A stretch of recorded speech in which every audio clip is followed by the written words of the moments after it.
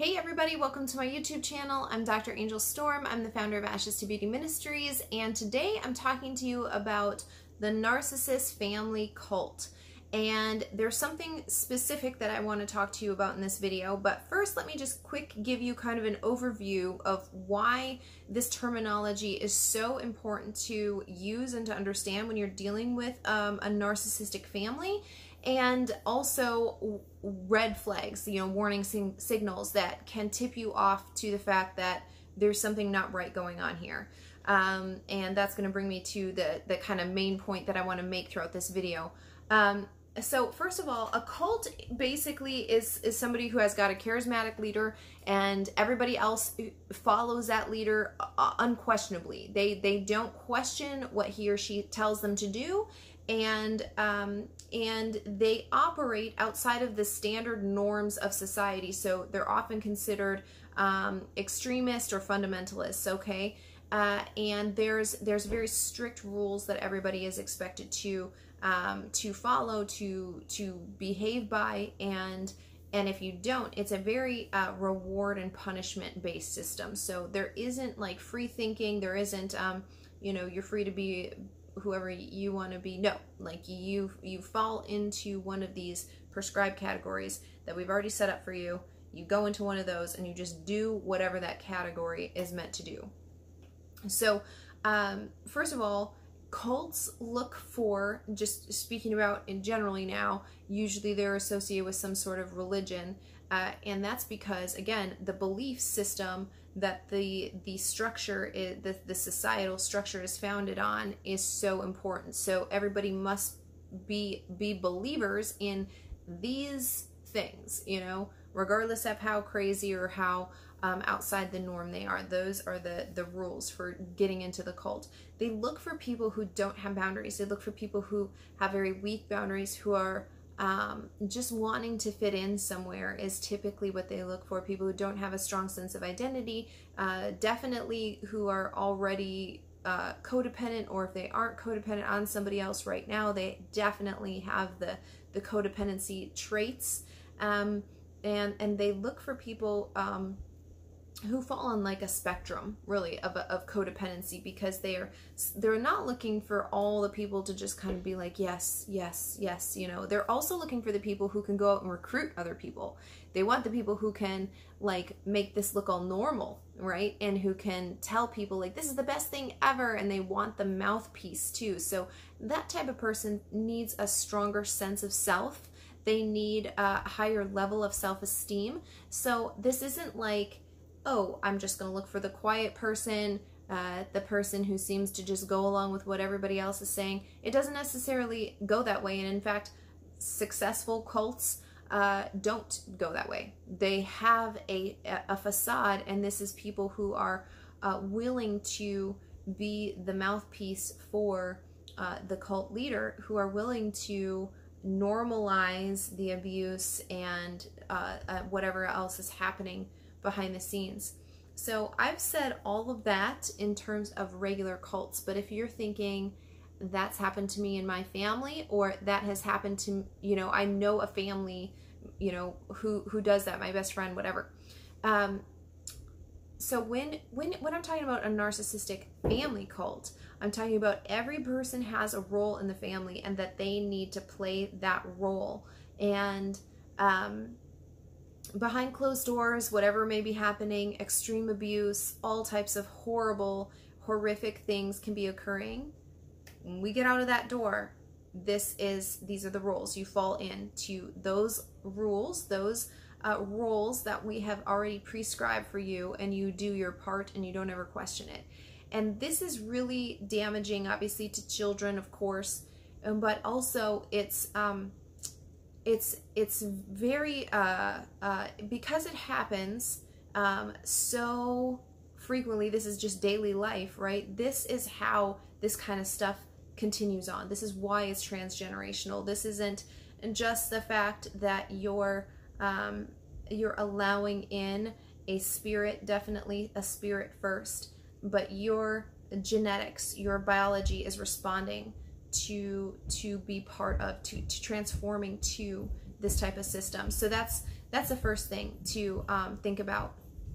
The second thing is that the reason that I wanted to do this video is actually because I want to talk to you about how you can tell you're about to marry into a family cult, a narcissistic family cult, or you're dating somebody who belongs to such a thing. So again, unfortunately, personal experience. Okay, so I definitely noticed that things were not normal. Definitely straight away from the beginning noticed that things were not normal. It was not a normal family dynamic. But I obviously ignored those things. But one of the things that was so abnormal to me was that the narcissists, may have been the parents, there could have been narcissistic traits there for sure, but what's interesting is that the parents and the siblings were so, they all catered to the narcissist, who was the oldest son, who was, you know, the guy that I was dating. And this was, it was with everything. It was with everything. He had an idea. It wasn't even not a little bit thought through for business. Oh, it's great. You should do it. And I'm like, but that's not supporting somebody. Supporting somebody is like, hey, I'd love to sit down with you and brainstorm about that. I'm not telling you that you need to go dump your life savings into something that you haven't even vetted.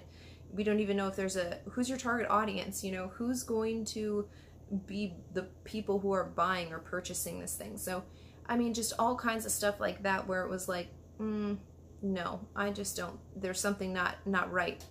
But more than that was his sister, who was my age. So we were very close in age, and only a few years apart. He treated her like she was a child still. So, I mean, when we went out, he was still doing everything for her, you know, just like literally like she was a child, and she wasn't allowed to really go and do anything else. And that was the other red flag that was going off, that there's prescribed roles. This is what I'm talking about. You don't ever grow out of those roles. You just are supposed to get in there and do that role.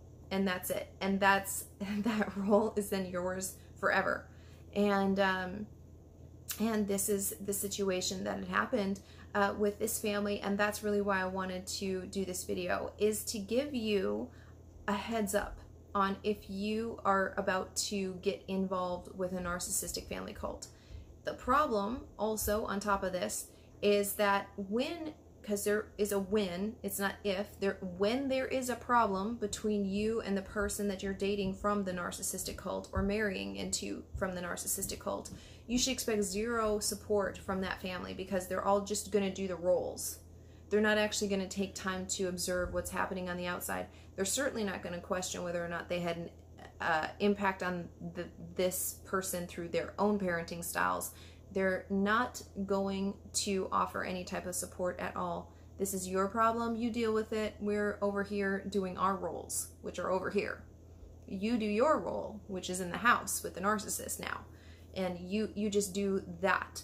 And so you should never expect to have any type of allies or any type of just people who can kind of help you out, sort through things. If there's an issue, it's very much so something that you need to do. They're not going to get involved, because that would be crossing boundaries into somebody else's role.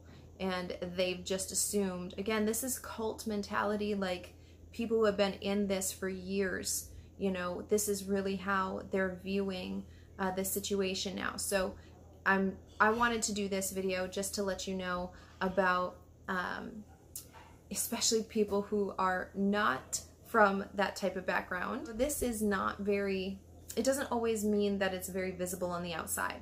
We think of cults as people who are like, you know, wearing long dresses with, you know, high necks and bonnets in their head or whatever.